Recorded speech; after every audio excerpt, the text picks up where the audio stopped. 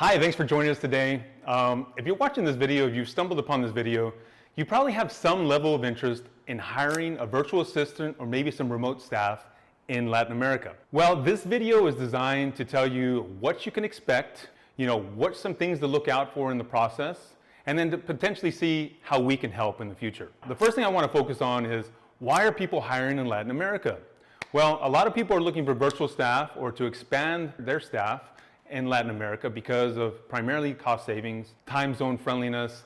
There's a lot of different ways which I'm going to touch on today. So the first thing I want to talk about, and what I just mentioned just now, is why are people hiring in Latin America? Well, the first thing is the time zone friendliness or the geographic location. Traditionally, maybe 10, 15 years ago, when it first became a popular thing to do, was to hire in the Philippines, India, Pakistan, different parts of the world to where you could save money. Well, what we found is over the last 3 to 5 years is a lot of companies are kind of shifting gears because they got tired of that kind of 16-hour time zone difference or whatever it is, not being able to really see their people, all the communication kind of by email, and then kind of the drop-off as well. You might be working with one virtual assistant one week, but 3-4 weeks later they kind of fall out. So a lot of people are looking for alternatives, A, to save cost, but also B, so that they can find people that are a little closer to home and that it's all within like a geographically friendly kind of destination. So if you're in the United States or even Canada, you're usually going to be within 4 or 5 hours of anywhere in Latin America. Now, I'm not talking destination-wise, I'm talking within a time zone. So there's the time zone friendliness.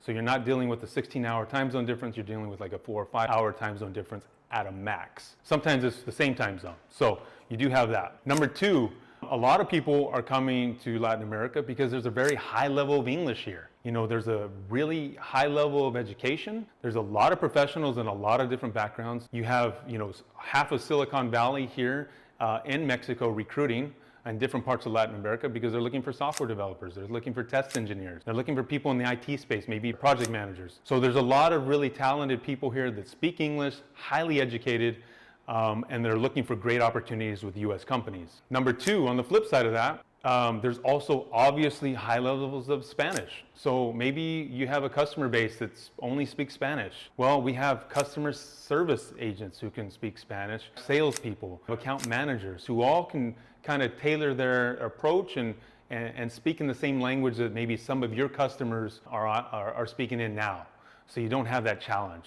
And that's something that's a little different than you may see in some of the other countries that you may have outsourced previously, is they do speak English and Spanish, and they're both native in each. Number three, when this is a big one, I've talked about the geographic friendliness of it.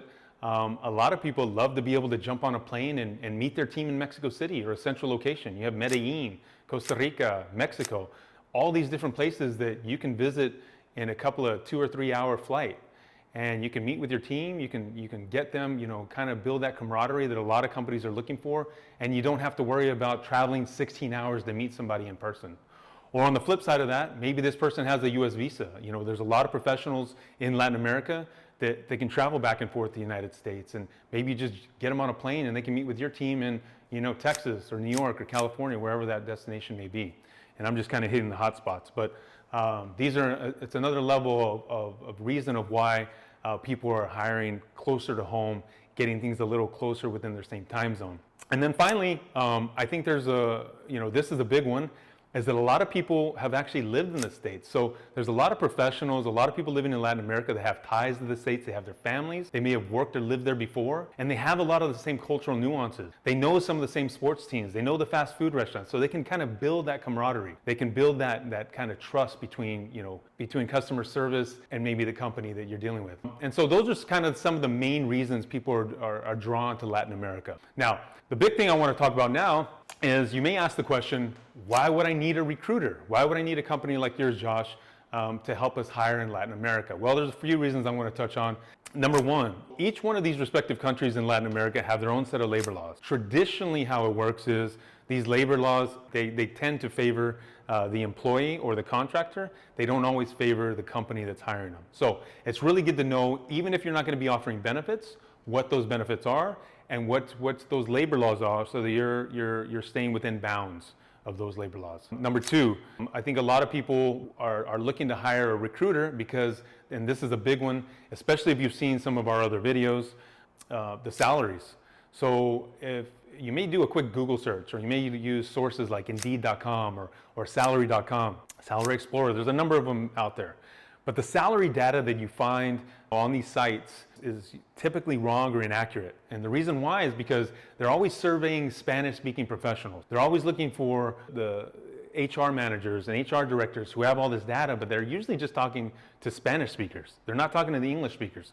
When you're talking to English speakers, that salary really tends to jump for obvious reasons. Sometimes they're working for US companies, sometimes they're dealing with people in the US or around the world, and so those salaries will tend to jump. So the salary data you see online is not something to rely on, okay? And then the third reason is maybe there's a very specialized position you're looking for. Let's give an example. Business development manager, maybe selling medical supply equipment. You wanna find somebody in business development, medical supplies, and you can't really just post on that.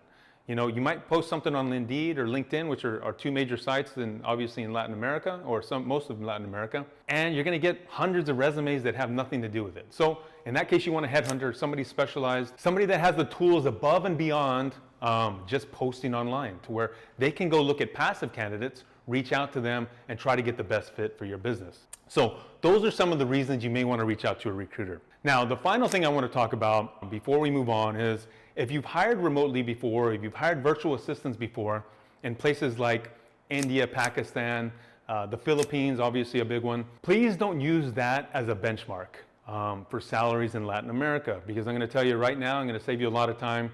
If you're looking to pay the same amount, Latin America is not the place. And I'm just going to kind of be upfront with you. Latin America tends to have higher salaries than some of those other destinations.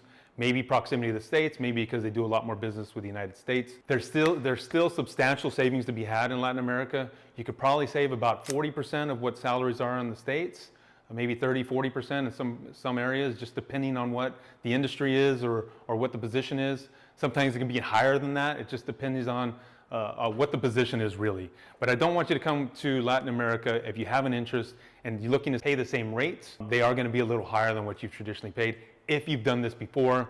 But like I said, there's still substantial savings to be had. There are a lot less salaries than the United States and Canada and other parts of the world. So if you're looking for that, there's still those opportunities. Now, if you have any questions, we'd love to speak to you on the other side. If you're watching this as a YouTube video, feel free to click to subscribe to our channel and try to get more content related to this. If you have additional questions, you'll have a title card that's coming up here shortly. Thank you for watching this video in its entirety.